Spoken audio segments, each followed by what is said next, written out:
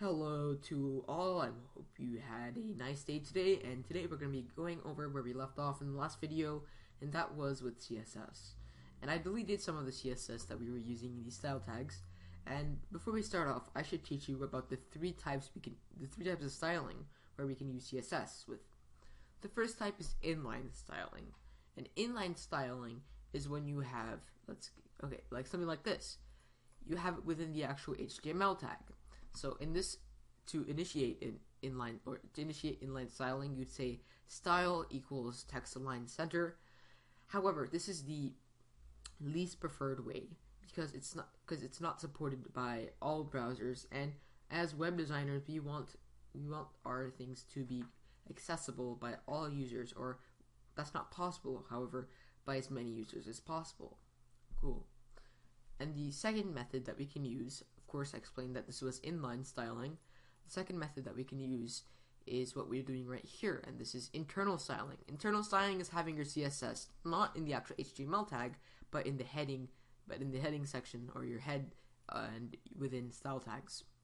This is a little bit more preferable, however, it does make your web page a little more cluttered and with a lot of lines of code, and we don't really, want that all the time. And if you can see some popular websites, including our Obsidian ROV website, it's the actual CSS is not mainly located on the actual index.html.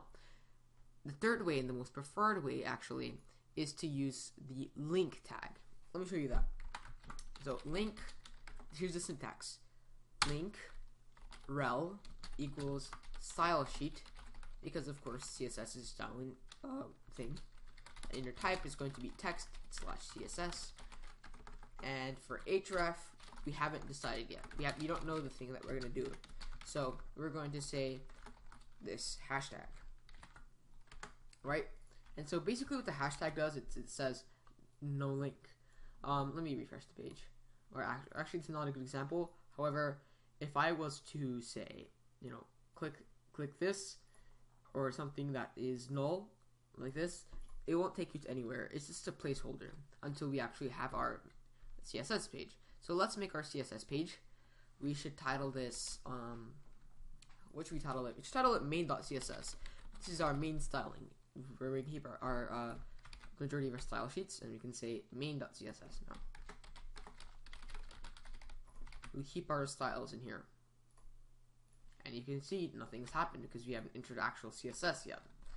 And I would like to show you something really cool right now, and that is colors. In the past video I said you can do things like your color is red and whatnot. However, there's some really cool things. So go to W3 schools, CSS colors. So right here, there are 16 million colors and stuff. It's pretty crazy, but I like to choose out of here because of course it is safe with pretty much all browsers, including Internet Explorer. And Internet Explorer is, of course, like I've said in past videos, the enemy to web designers. And now I want our background to be green, to be a light green. So let me do a light green. Let's search for a light green.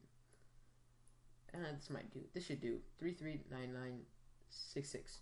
And because this is in hexadecimal, we have to have a hashtag in front of it, right? So I'll say body because I want for the entire page, and I will say color. Of course, actually background color is a better option because color is text, right? Background color, and I want that to be hashtag 339966, right? Or yeah, 9966.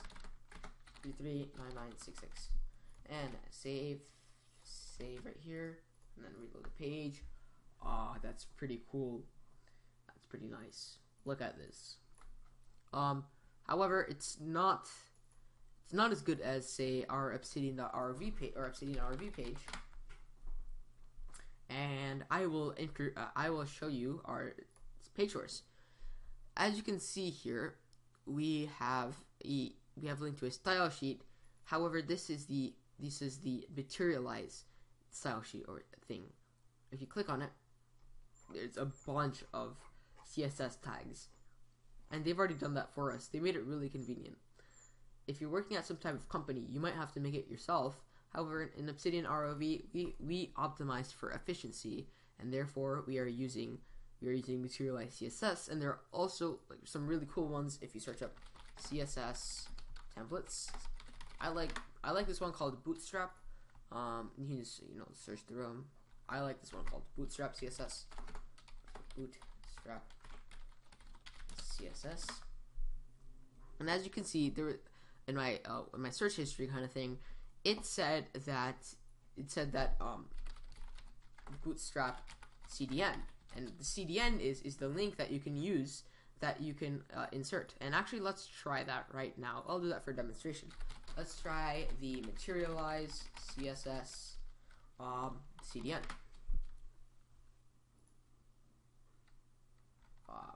If this will load, and you can just copy this. We're not doing JavaScript right now. We don't.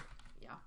So you can just do that. You can just copy in the thing, and if we hit save and then we refresh our page, it looks, well, nothing really has changed except the fonts and stuff, and that makes it really cool.